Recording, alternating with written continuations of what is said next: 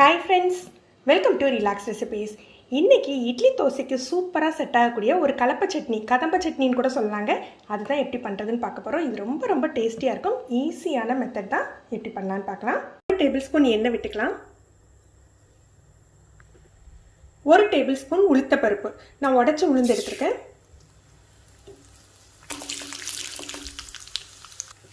உளுந்து செவந்தாக்க காஞ்ச மிளகாய் சேர்த்துக்கலாம். 5 வத்தல் சேர்த்துருக்கேன். உங்கள் காரத்துக்கு தகுந்தாப்புல சேர்த்துக்கோங்க.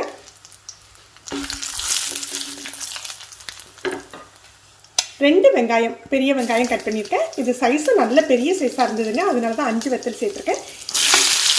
இது சும்மா ரஃப்பாக கட் பண்ணிக்கலாம், ரொம்ப நைஸாலாம் சாப் பண்ணணும்னு அவசியம் இல்லை. லேசாக வதங்கிட்டு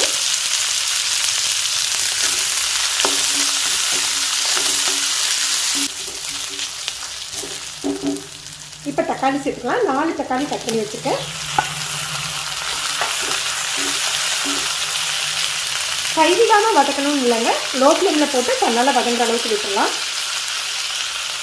தேவையான அளவுக்கு உப்பு தக்காளியிலே சேர்த்துருங்க.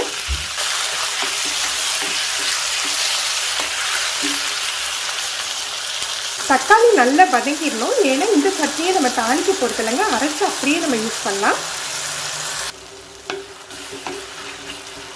நல்லா வதங்கிட்டு கொஞ்சமாக மல்லி கருவேப்பிலை, மல்லி கருவேப்பிலை போட்ட பிறகு ரொம்ப நேரம் வதக்க வேண்டாங்க, ஒரு கிளறிட்டு நம்ம அணைச்சிடலாம்.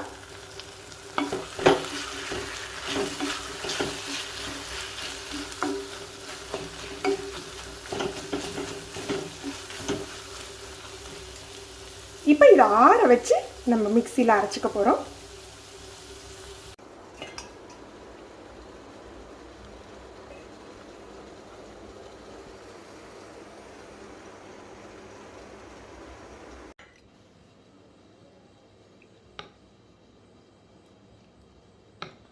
ஃப்ரெண்ட்ஸ், நம்ம சட்னி தயாராகிடுச்சு. நீங்களும் இந்த ரெசிபி ட்ரை பண்ணி பாருங்கள்.